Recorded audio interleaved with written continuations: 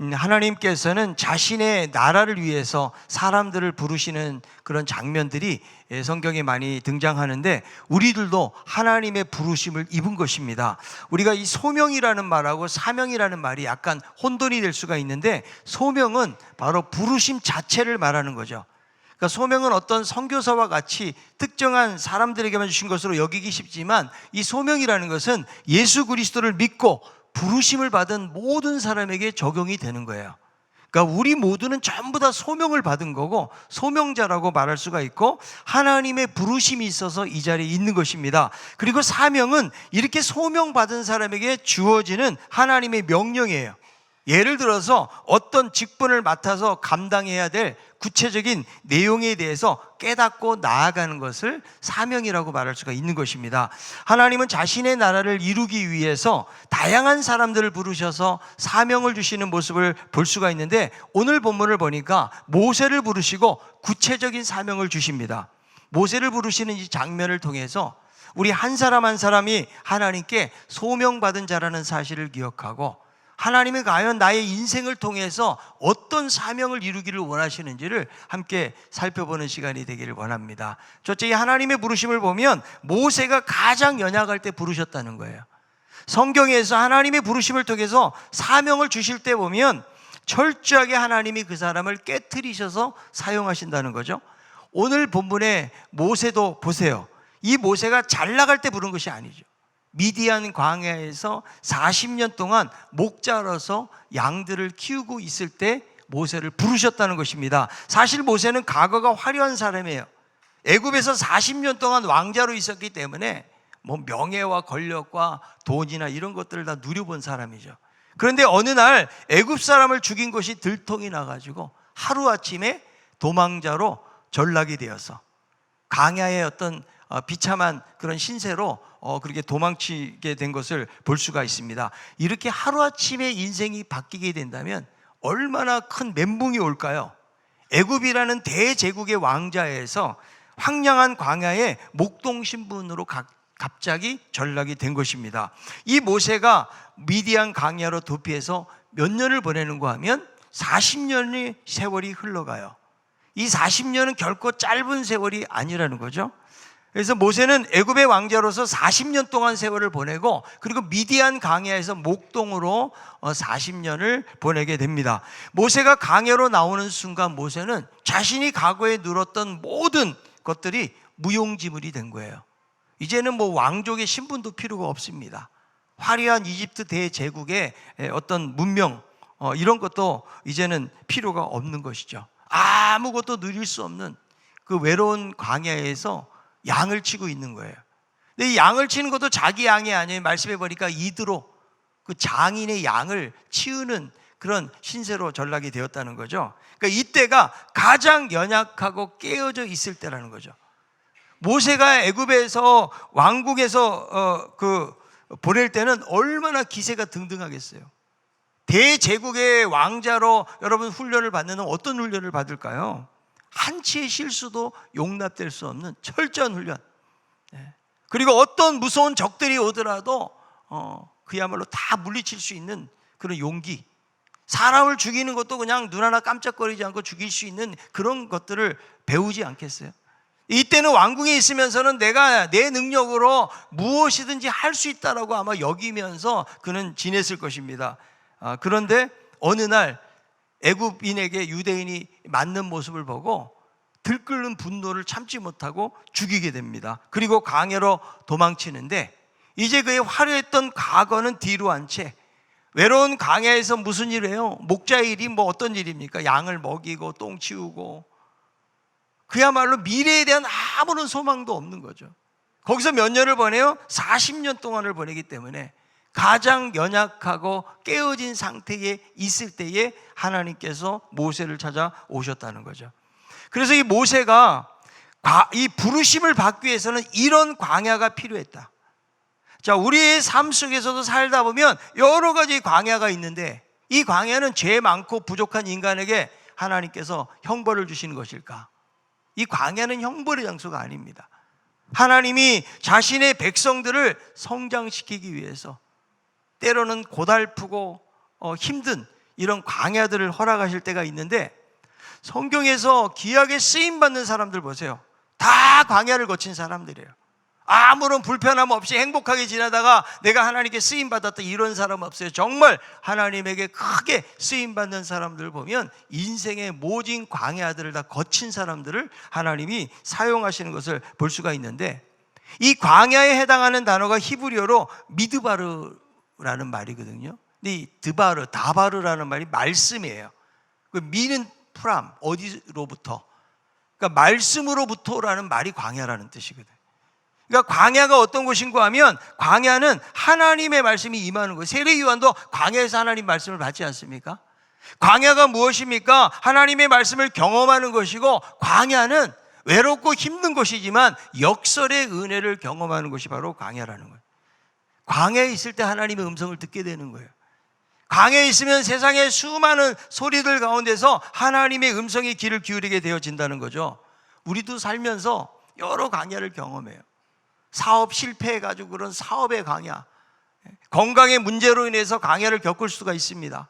경제적인 문제, 자녀의 문제, 가족의 문제, 인간관계의 문제, 많은 광야들을 경험하는데 이것이 너무 힘들고 어렵죠. 그러나 우리가 기억해야 될 것은 무엇인가 하면, 하나님은 광야를 통해서 우리를 만나주신다는 거예요. 여러분, 내가 편안하고 행복할 때 예수 믿게 됩니까? 기도하게 됩니까? 모진 광야가 있어야 돼요. 붙잡을 게 하나님밖에 없어야 기도도 하고 하나님을 의지하고 나아가지. 내 삶이 형통하고 잘 풀리는데, 아무런 문제가 없는데 어떻게 하나님의 음성을 듣고 하나님을 의지할 수가 있겠습니까? 그래서 이 모세에게는 40년이라는 시간이 필요했어요. 그러니까 왕궁에 있을 때 40살이 되었을 때 하나님 부르신 것이 아니고, 그 이후로도 40년이라는 긴 시간이 필요한데, 모세가 완전히 연약해지고 깨어질 때까지 하나님께서 기다리고 계시는 거죠. 자, 이스라엘 백성들이 40년 광야 생활하죠. 얼마나 많은 사건과 문제들이 많은지 몰라요. 자, 십계명을 받으러 모세가 시내산에 올라갔는데 40일이도 내려오지를 않는 거죠. 그런데 이 광야 초기 사건이거든요. 금송아지 우상을 만들어가지고 거기다 숭배를 하는 거예요. 이해가 되세요? 애굽에서 나올 때 어때요? 10가지 재앙을 경험합니다. 홍해가 갈라져요. 이런 엄청난 위대한 하나님의 역사를 경험했지만, 그들이 하나님, 지금 모세가 시내산에 올라가지고 내려오지 않는다고 해서 송아지 형상을 만들어 놓고 거기다 절을 하고 있다는 거죠. 왜 하나님의 형상을 소로 만들었을까요? 본 것이 그거밖에 없어요. 하나님은 안 보이잖아요. 근데 애굽은 다신사상이에요. 해도 섬기고 달도 섬기고 심지어는 파리도 섬겨요. 그래서 그 10가지 재앙에 나오는 여러 가지 막 곤충들이나 그런 모든 것들을 그들이 우상인 거예요. 그래서 이 10가지 재앙을 통해서 하나님은 하나님의 하나님 되심을 그들에게 보여주고 있다는 거죠. 우상은 아무것도 아니다. 이것을 하나님께서 이집트에서 그들을 구출해 내시면서 이런 것들을 보여주시는 거죠. 그래서 거기에 이 금송아지도 마찬가지로 풍요의 신 아키스라는, 그러니까 농경 문화에서 그렇게 우상으로 섬기고 있는데, 430년 동안 살면서 그들이 경험했던 건 그거라는 거죠. 그러니까 고스란히 그 모습으로 돌아가는 거예요. 지금도 미국의 그 맨하탄에 가면은요, 이 송아지가 있어요. 송아지. 금은 아니겠죠. 그런데 이렇게 첨단을 달려가는 이 세대 속에 하나님을 안 믿고 있으니까 그런 황소 신상이 부를 가져다 준다, 돈을 가져다 준다, 이런 우상을 믿고 거기에 안정감을 얻는 사람들이 있기 때문에 그렇게 도시에 가면 한복판이 거기 세워져 있다고, 지금도요.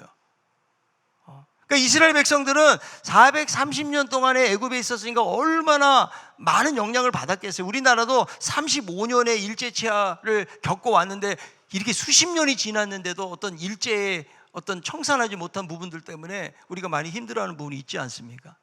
그 정도로 영향력이 강한 거예요. 그래서 하나님은 이스라엘 백성들을 가나안 땅으로 인도하면 한 달이면 가죠. 한 달이면. 그런데 40년 동안 아주 혹독하고 힘든 환경을 통해서 이스라엘 백성들을 훈련시키셨다는 거예요. 자, 신명기 8장 2절에 있는 말씀이에요. 내 하나님 여호와께서 이 40년 동안에 내게 광야 길을 걷게 하신 것을 기억하라. 이는 너를 낮추시며 너를 시험하사 내 마음이 어떠한지 그 명령을 지키는지 지키지 않는지 알려 하심이라. 하나님께서 광야의 길을 걷게 하셨는 이유가 뭐예요? 너를 낮추시며 너를 시험하시고 정말 하나님의 말씀 가운데서 살아가는지를 보시기 위해서 하나님이 그런 광야를 주셨다는 거죠.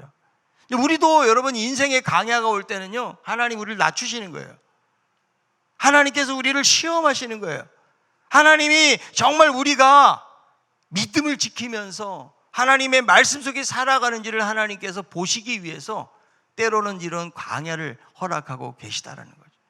광야가 올 때 여러분 너무 낙심하지 말고 분명히 광야를 통해 주시는 은혜가 있어요. 아, 하나님이 나를 부르시고 하나님께서 나를 더 연단하기 위해서 때로는 이런 어려움을 주시는구나.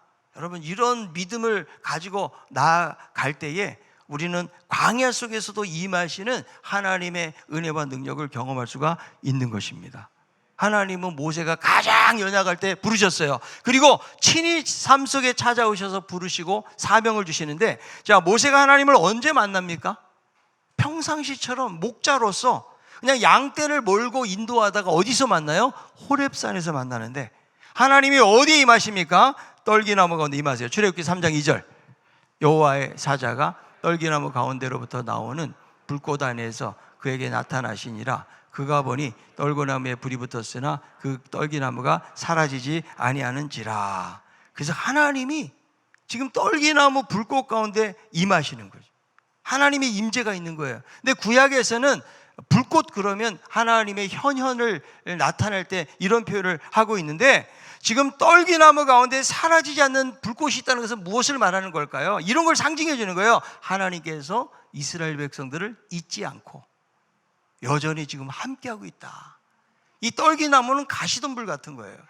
아주 메마르고 그야말로 앙상하고 볼품이 없는 나무거든요. 광야에서 흔히 볼 수 있는.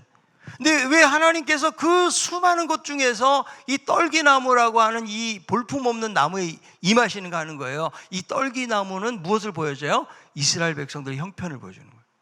메마르고 앙상하고 볼품이 없는. 그러나 거기 임하셔서 내가 너와 함께하고 너희들을 영원히 떠나지 않겠다. 너희들이 애굽에서 있는 동안 나에게 했던 그 기도 내가 다 기억하고 있어. 하나님께서 그렇게 말씀하시면서 거기에 임하셔서 이 모세를 부르시는 장면을 보게 되어지는데, 인생은 하나님을 만날 때 진정한 자기의 모습을 발견하게 돼요. 우리가 교회를 다닌다고 해서 하나님을 만나는 게 아니에요. 내가 인격적으로 1대1로 하나님을 만남의 경험이 있어야 돼요. 그럴 때 여러분 거기서 놀라운 변화가 생기는 거죠. 모세가 만약에 하나님 만나지 못했다면 그는 아무리 애굽에서 40년 동안 왕자 생활을 했어도 그냥 목자로서 수십 년 보내다가 그냥 인생을 마치는 거예요. 근데 하나님을 만날 때 그의 인생이 변화되는 모습을 보게 되는데, 여러분 사도 바울도요, 하나님을 만나기 전에는 자기 인생을 깨닫지는 못했어요. 그는 율법에 철저한 사람이고 바리새인 중에 바리새인이었어요. 그래서 막 믿는 사람들을 핍박하고 잡으러 다니고, 그때는 자기는 그야말로 가장 율법을 철저하게 지키고 하나님을 사랑한다고 여겼어요. 그런데 어느 날 다메섹 도상에서 나는 내가 핍박하는 예수다, 그 예수 만나면서 자기를 깨닫게 돼요. 내가 죄인 중에 괴수라는 사실을 깨닫게 되어지고 그 인생이 바뀌어요. 베드로가요, 예수님을 만나지 못했다고 그러면 그럼 평생 그냥 평범한 어부로 살아가는 거예요. 근데 어느 날 밤새 고기 한 마리도 잡지 못하다가 예수님께서 깊은 데 가서 금을 던지라 이 말씀에 순종하고 던졌을 때에 물고기를 많이 잡게 되면서 나는 죄인입니다, 자기 자신을 깨닫고 사람 낚는 어부의 삶을 살게 되어지는데, 이 모세에게도 지금 떨기나무 속에서 하나님의 임재를 경험하면서 그의 인생이 변화가 되고, 내가 내 인생을 어떻게 살아야 되는지 사실은 깨닫지를 못한 거예요. 40년 동안 목동으로서 양치는 자로서 자기 존재감 없이 살았다는 거죠.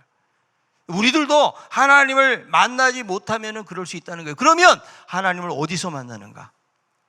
우리는 하나님 만난다 그러면 되게 신비적으로 생각하고 어떤 특정한 데 가려고 해요. 막 기도원도 가고 막 금식도 해야 되고, 혹은 건강에 뭐 큰 위기를 만났을 때에 그때 하나님을 만난다고 여기지만, 지금 이 모세는 호렙산에 기도하러 간 게 아니라고요. 뭐 하러 갔어요? 그냥 양 먹이러 갔다고요. 우연하게 갔는데 일상의 삶 속에서 하나님을 만나게 되었다. 그래서 이 기독교는요, 어떤 특정한 장소에 하나님이 계시는 것이 아니에요. 그래서 우리가 여러분 교회를 말할 때도, 지금은 우리가 말할 때 성전 건축 이런 말을 쓰기는 하지만, 이 성전이라는 말 자체가 구약적인 의미예요. 지금 뭐라고 그래요? 예배당이라는 거예요. 하나님께서 이 예배당에만 있으신 게 아니라고요. 성전은 하나님이 계신 곳을 말하는 거거든요. 그래서 이 기독교는 공간의 종교가 아니고 시간의 종교예요. 근데 세상에 있는 종교들은 다 공간의 종교예요. 템플이 있어야 돼요. 여러분 그리스 같은 데 가면 뭐 엄청난 파리테논 신전도 있고, 수천 년 전에 그런 엄청난 신전들. 왜? 공간의 종교이기 때문에 그런 거죠. 여러분 캐톨릭도 바티칸에 가면요, 얼마나 큰지 거기 가면 그냥 모자를 벗게 돼요. 왠지 그 공간에 압도당해요. 너무 크고 화려하기 때문에. 근데 여러분 신각교회 들어오면 압도당하십니까? 너무 소박해요 여기는요. 그런데 하나님은 장소와 상관없이 임하시는 하나님, 그 하나님이라는 거죠. 여러분 교회 오시면 행복하죠? 너무 기쁘고 좋습니까? 사실 좋아요. 여기 오면요, 하나님 앞에 예배 드리고 말씀도 듣고. 근데 우리 생각에는 어떤 생각이 있는가 하면, 교회에 오면 주님이 반겨 맞아주시고 더 함께 할 것 같은 생각이 든다는 거죠. 막상 내가 예배를 마치고 집으로 돌아가서도 하나님께 경험하는가? 내가 직장 생활하고 회사 생활하면서도 하나님을 이렇게 깊이 경험하는가?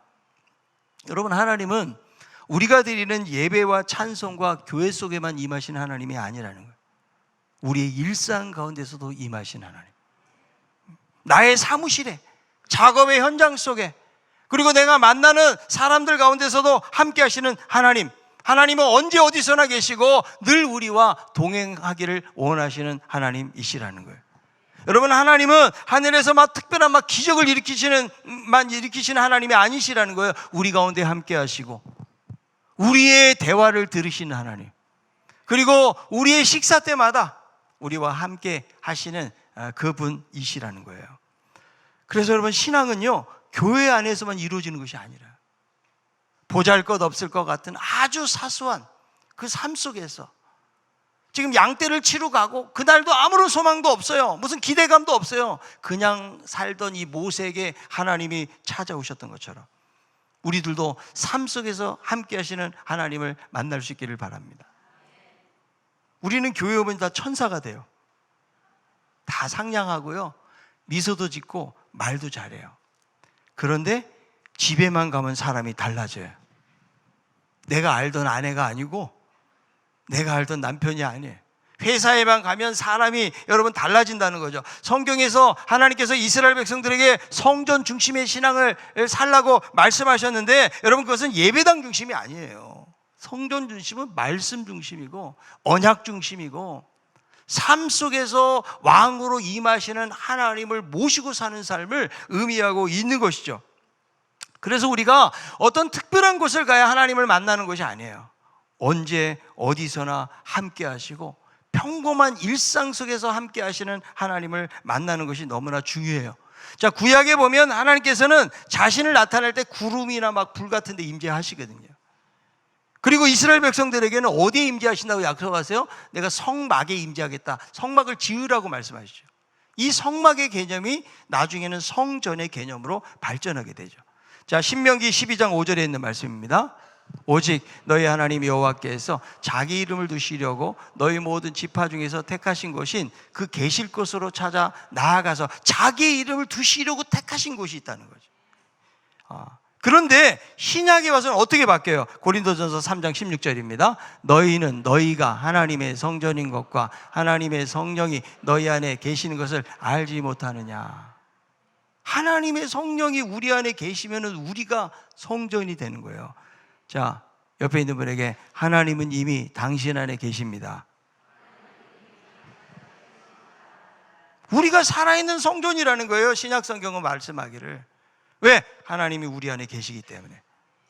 그러니까 하나님은 여기서만 임하시는 하나님이 아니고, 내가 교회 가서 예배 드릴 때만 임하시는 하나님이 아니고, 우리 일상 속에서 사람들을 만나고 일을 하고 이런 삶의 현장, 그 구체적인 현장 가운데서도 언제나 임하시고 함께 하시는 하나님이라고 말씀하고 있는 거예요. 또 하나님이 어디 임하십니까? 마태복음 18장 20절, 두세 사람이 내 이름으로 모인 곳에는 나도 그들 중에 있느니라. 두세 사람 모인 공동체, 예수 그리스도의 이름을 가지고 모인 가정, 예수 그리스도의 이름을 모이는 목장, 두세 사람이 모여가지고 함께 기도하고 예배하는 것에 하나님이 임하신다고 말씀하고 있다라는 거예요.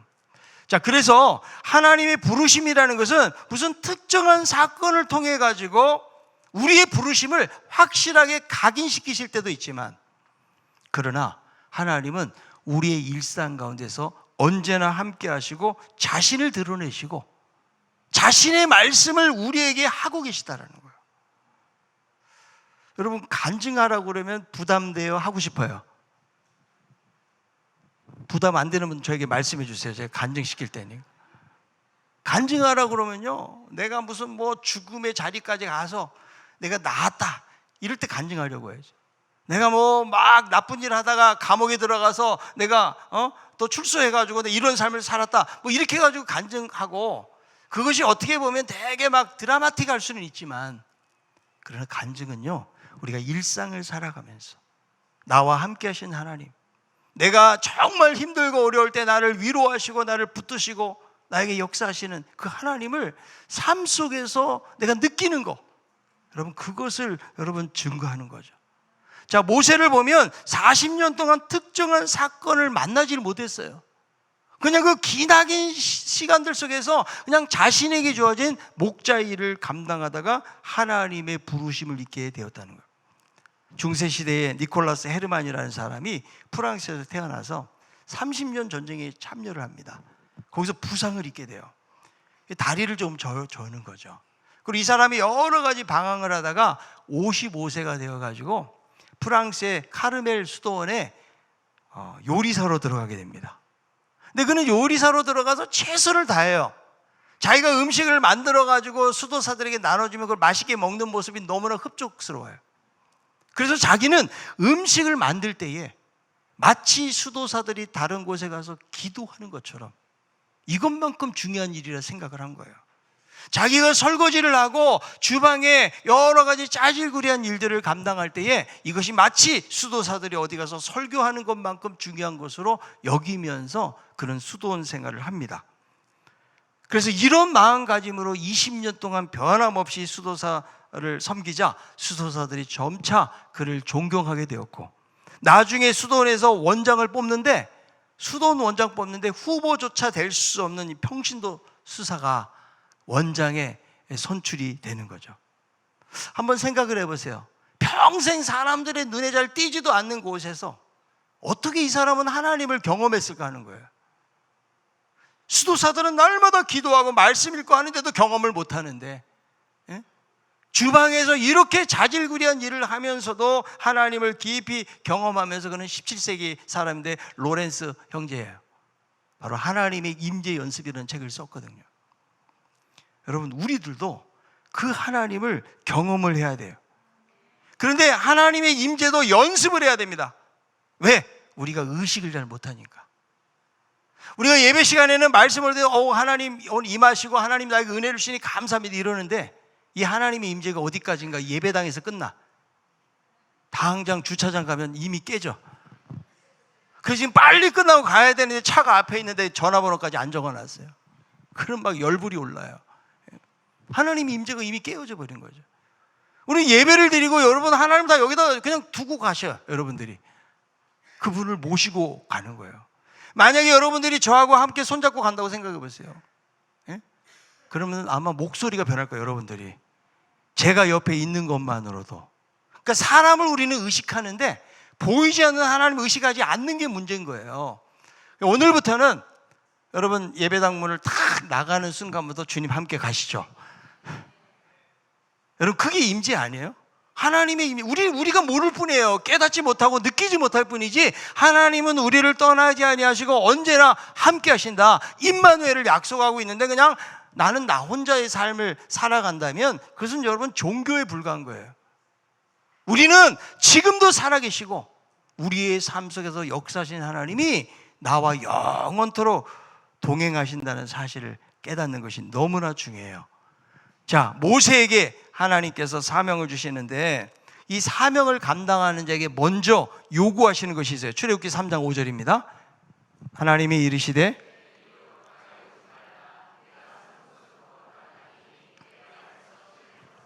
자, 왜 신을 벗으라고 그랬을까요? 신은 여러 가지 오물이 많이 붙잖아요. 그러니까 이것은 무엇을 의미하는가 하면 하나님 앞에 나아가는 자는 이런 죄, 더러움 씻어내고 하나님 앞에 나아갈 수 있다는 것을 보여주는 거예요. 또 하나 신을 벗으라는 말이 무엇일까요? 그 당시 고대 근동에서는 주인들만 신을 신고 다녔어요. 노예나 종들은요 신이 없어요. 그냥 맨발로 다닌 것이죠.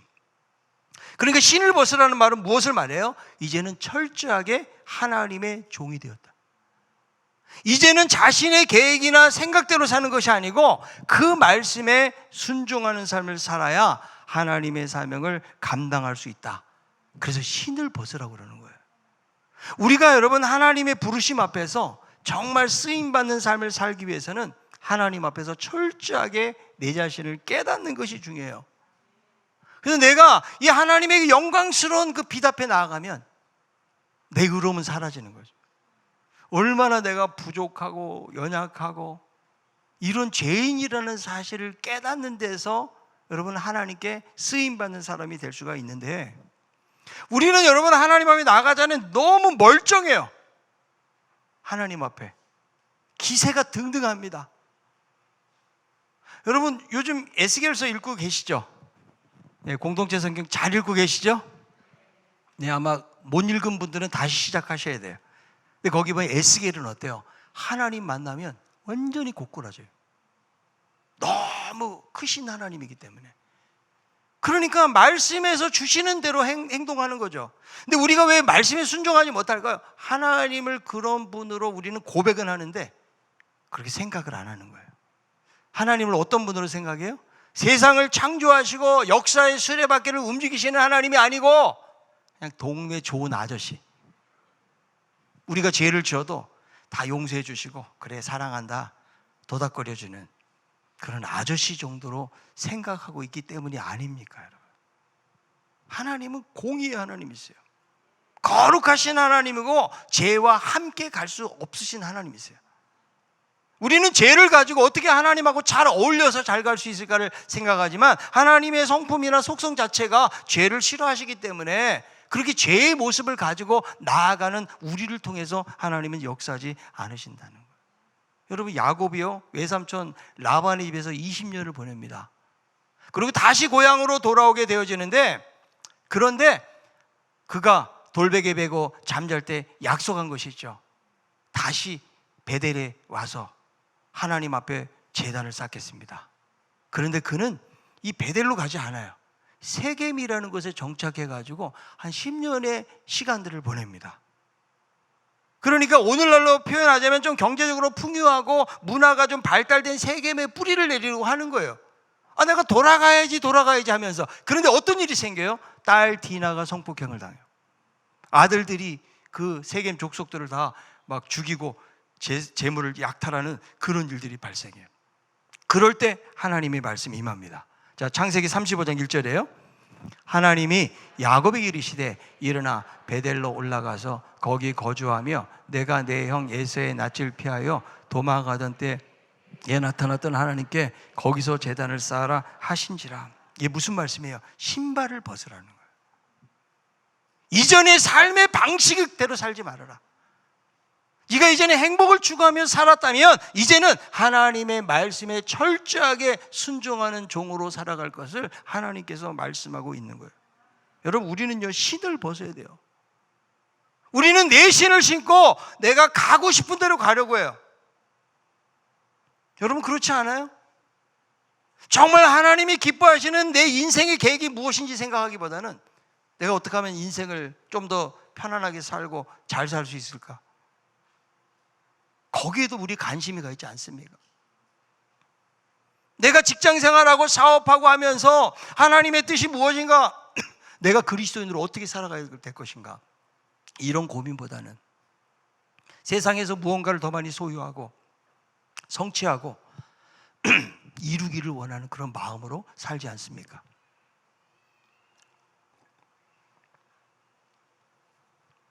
우리는 하나님의 부르심을 받았기 때문에 하나님의 임재 속에서 철저하게 자신을 깨닫고 신을 벗고 가야 돼요. 자, 이 모세에게 주신 사명이 무엇인가? 출애굽기 3장 10절이에요. 이제 내가 너를 바로에게 보내어 너에게 내 백성 이스라엘 자손을 애굽에서 인도하여 내게 하리라. 그러니까 모세에게 주신 사명은 애굽에 있는 백성들을 지금 구원해 내라는 거죠. 모세에게 이 사명은 감당할 만한 사명이 아니에요. 40년 동안 지금 양을 치면서 그냥 똥 치우고 양 먹이고 그냥 하루하루 목적 없이 살아가던 그에게 이 엄청난 하나님의 사명이 주어진 거죠. 그가 뭐 나이가 적습니까? 나이 적으면 막 그래도 무모한 용기라도 있잖아요. 나이가 80이 되었기 때문에 어떻게 이 백성을 인도할 수 있을까요? 그런데 하나님이 이렇게 말씀하세요. 내가 너를 보내어 인도하여 내리라. 10절에 보니까 하나님은 사명을 주시고 감당케 하신다는 거예요. 여러분, 사명은요 하나님이 감당케 하시는 거고 우리는 뭐 하는 거예요? 순종하는 거예요. 자, 모세가 왕자였을 때는 자기가 구원자 노릇을 하는 거예요. 그러니까 애굽 사람을 쳐 죽이고 결국은 도망자가 되지 않습니까? 하나님이 부르시는 사람에게 하나님이 감당케 하세요. 그런데 모세는 뭐라고 그래요? 계속 부정적인 반응을 이야기하면서 자격 미달을 주장하는데 하나님이 이렇게 약속하세요. 내가 내려와서 건져내고 인도하겠다. 그리고 꼭 이 약속이 있어요. 임마누엘의 약속이에요. 내가 너와 함께 하겠다. 저는 고등학교 2학년 때 예수 믿었거든요. 집안에 아무도 믿는 사람도 없고 부모님도 어렸을 때 다 돌아가시고 제가 무슨 용기로 고등학교 2학년 때 예수 믿어가지고 여러분 고등학교 졸업하자마자 신학대학에 갔겠어요. 여러분 1년 예수 믿으면 확 그렇게 사람이 변하고 뭐 성경적인 지식이 있고 아 내가 이제 목회자가 되겠다 이런 생각하기 참 어렵거든요. 그래서 하나님이 1년이라는 시간을 더 주셔서 저에게 그때 하나님이 영적인 도전을 주시는 거예요. 저는 뭐 하나님 제가 아는 것도 없고 제가 어떻게 합니까? 네가 할 수 있다. 내가 너를 통해서 하나님의 영광을 드러내리라는 그 마음을 하나님이 저에게 주시는 거예요. 그래서 제가 여기까지 온 거예요. 저는 뭐 목사 되리라 꿈 꿔본 적도 없고 그런데 하나님이 사용하시니까 되는 거죠. 그냥 순종한 거예요.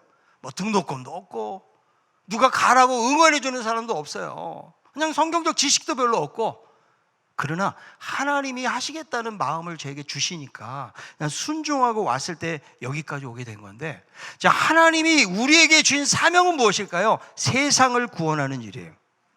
자, 마태복음 28장 19절 20절에 있는 말씀입니다. 그러므로 너희는 가서 모든 민족을 제자로 삼아 아버지와 아들과 성령의 이름으로 세례를 베풀고 내가 너에게 분부한 모든 것을 가르쳐 지키게 하라.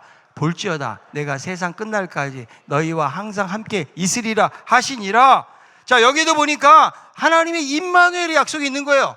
왜? 이 사명은 내가 감당할 수 있는 것이 아니기 때문에. 우리가 여러분 예수 믿는 것은 내 욕구를 충족하고 내 안에 있는 불안을 덜어내고 그냥 이 땅에서 그냥 소박하게 사는 거, 직장생활 잘하고 은퇴할 때까지 잘 버티다가 여러분 그것이 우리의 꿈이 되어서는 안 돼요. 하나님이 이 약속은 대위임 명령이에요.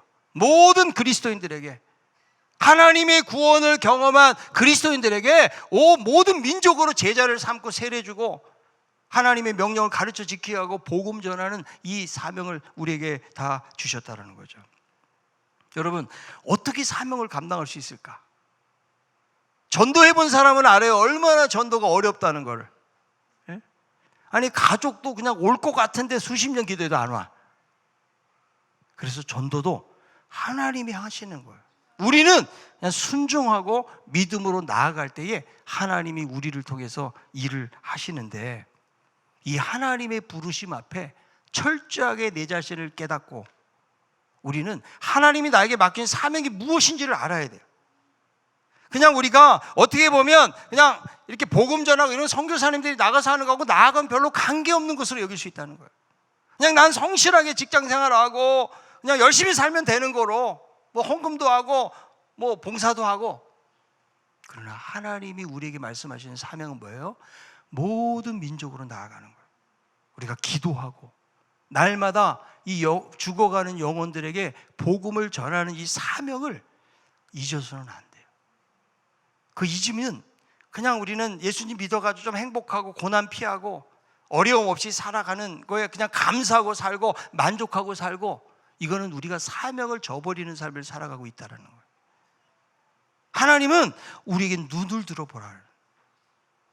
수많은 사람들을 바라보고 우리는 기도해야 되고요. 그리고 만나는 사람들에게 예수 그리스도의 복음과 사랑을 전해야 되는데 어느덧 굳어져 버리고 어느덧 관심은 거기 없어요.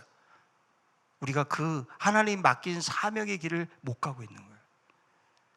하나님 모든 족속에게 나아가라고 말씀하시는데, 내가 부엌 일을 하건 화장실 청소를 하건 내가 어떤 직업을 가지고 있든지 간에 여러분, 이 비전을 품고 사는 사람하고 그냥 아무런 목적 없이 그냥 소박하게 그냥 행복하게 살아가는 사람들하고는 다를 수밖에 없어요.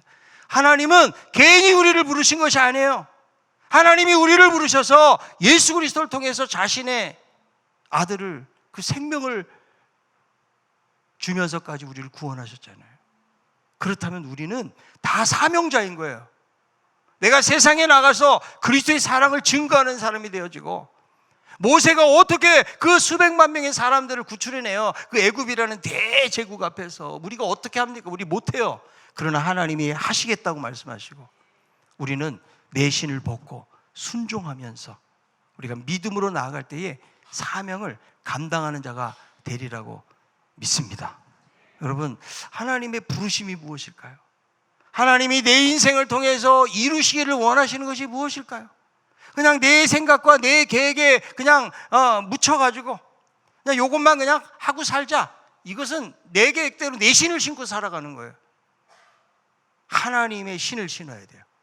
더 넓게 바라보고 그리스도의 긍휼의 마음을 가지고 세상을 향해서 우리가 나가지 않으면 우리는 그야말로 그냥 이 어떤 함정에 갇혀있는 배타적인 그런 삶을 우리가 살 수밖에 없다는 것을 우리가 말씀을 통해서 깨닫게 되는 거예요.